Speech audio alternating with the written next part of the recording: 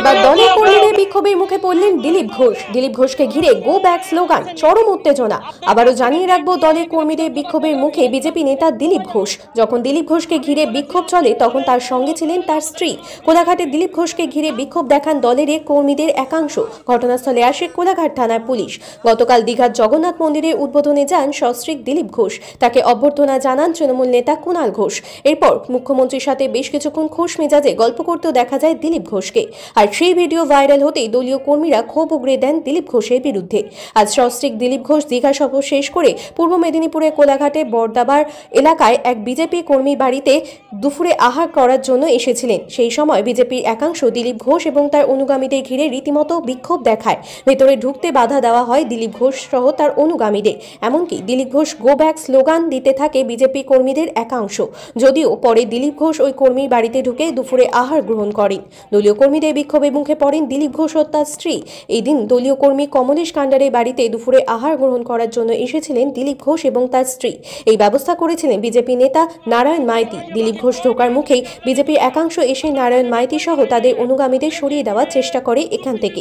সেই নিয়েই কিছুটা বচসা শুরু হয়। ঠিক সেই সময় পৌঁছে যান সস্ত্রীক দিলীপ ঘোষ। দিলীপ ঘোষকে ঘিরে দলের একাংশ রীতিমতো বিক্ষোভ দেখায় এবং গো ব্যাক স্লোগান দিতে থাকে। রীতিমতো উত্তেজনা প্রবণ সৃষ্টি হয় এলাকায়।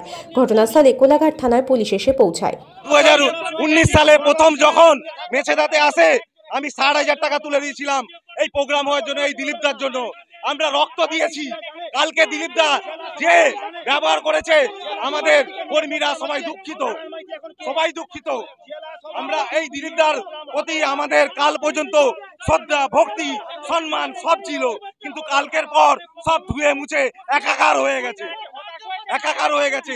আমরা দিলীপ ঘোষকে আমাদের লিডার মানি না। যদি কেন্দ্রও চাপি দেয়, আমরা মানি না। এই দিলীপ ঘোষকে আমাদের লিডার মানি না। কিছু লোক ভারতীয় জনতা পার্টিকে দখল করতে, কবজা করতে চাইছে। পুরনো কর্মীরা সব বসে গেছে, তারা কষ্টের মধ্যে আছে। এরা যদি যোগ্য হতো, পার্টি হেরে যাচ্ছে কেন? পার্টি প্রত্যেক ইলেকশন হারছে, বাই ইলেকশন থেকে পঞ্চায়েত, মিউনিসিপ্যালিটি, পার্লামেন্ট ইলেকশন হেরে যাচ্ছে কেন?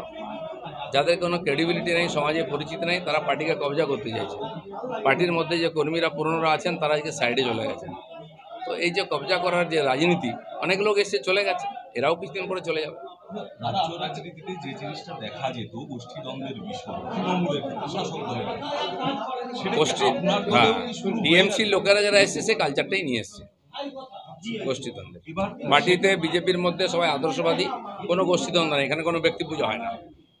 দাদা, সেক্ষেত্রে আপনার ঘরানার যে সময়কার রাজনীতি নিয়ে সেক্ষেত্রে তথাগত রায়ও পড়ে। তিনি আজকে তথাগত রায় কি করেছেন? একটা পঞ্চায়েত জিতেছেন, পার্টিকে কি দিয়েছেন? একটা কাউন্সিলর জিতাতে পেরেছেন? কি করেছেন পার্টির জন্য? 4% পার্টি বিজেপি, আজ 40% হয়েছে। কষ্ট হচ্ছে কেন?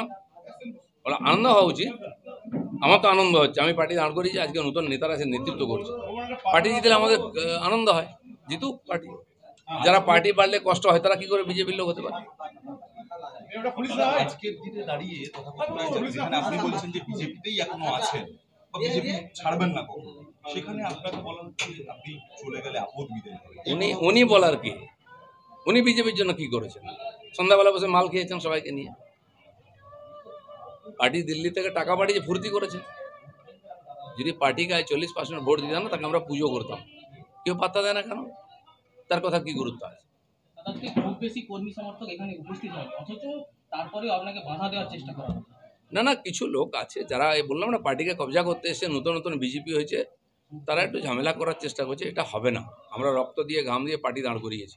লক্ষ লক্ষ কর্মী বাড়িতে বসে আছে, এরাই কাজ করতে দিচ্ছে না। তারা কিন্তু বিজেপি ছাড়েনি, তারাই বিজেপিকে জেতাবে। সাধারণ মানুষ ওই লোকগুলোকেই বিশ্বাস করে, তারা কি অরিজিনাল বিজেপি করে। হঠাৎ বিজেপি যারা, তারা হঠাৎ এসছে, হঠাৎ যাবে। বিজেপির কিছু যায় আসে না।